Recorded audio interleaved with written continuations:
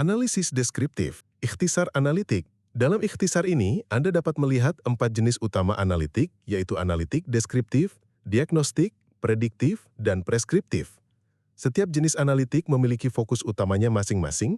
Semakin kita ke arah yang benar, yaitu analitik preskriptif, semakin banyak pertanyaan lanjutan yang dapat kita jawab. Namun, ini tidak berarti bahwa jenis analitik yang paling canggih selalu menjadi pilihan terbaik. Misalnya, memilih analitik preskriptif ketika analitik deskriptif sudah cukup, justru mempersulit analisis dan menambah waktu yang dibutuhkan. Jenis analitik yang tepat bergantung pada pertanyaan yang ingin kita pecahkan. Dalam kasus analitik deskriptif, pertanyaan utamanya adalah, apa yang sedang terjadi? Mengapa menggunakan analisis deskriptif? Analisis deskriptif berfokus pada meringkas dan memvisualisasikan data. Jenis analisis ini dapat digunakan untuk memahami data berdasarkan variabel-variabelnya. Variabel adalah karakteristik yang kita ukur atau amati, misalnya suhu dalam dataset cuaca.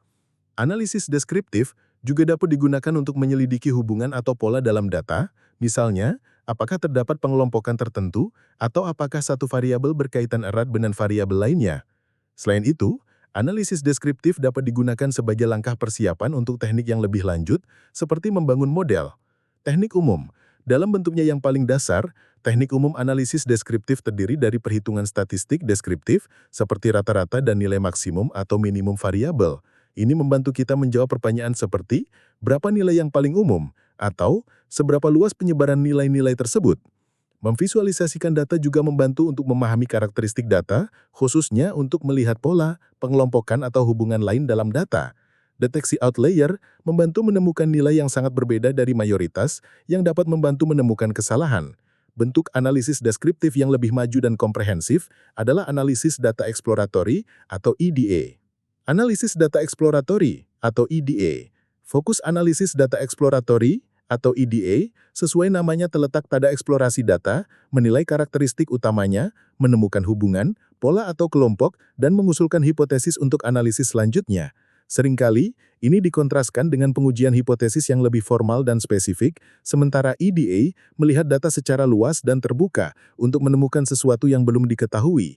EDA menggabungkan berbagai teknik untuk mendapatkan gambaran data yang komprehensif, termasuk deskriptif dasar dan teknik yang lebih canggih, seperti analisis klaster, untuk menemukan pengelompokan.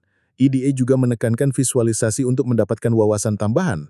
EDA dapat digunakan sebagai persiapan untuk analisis lebih lanjut dan menawarkan informasi berharga, misalnya untuk menemukan masalah data. Studi kasus, penjualan es krim. Bayangkan Anda bekerja di perusahaan es krim dan ditugaskan untuk menganalisis penjualan es krim. Anda khususnya tertarik pada rasa mana yang paling laku.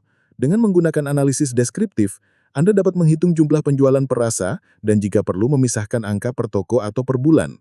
Wawasan yang diperoleh kemudian dapat digunakan untuk membatasi jumlah rasa ke yang paling populer atau memilih rasa baru untuk dijual berdasarkan karakteristik rasa yang sudah populer.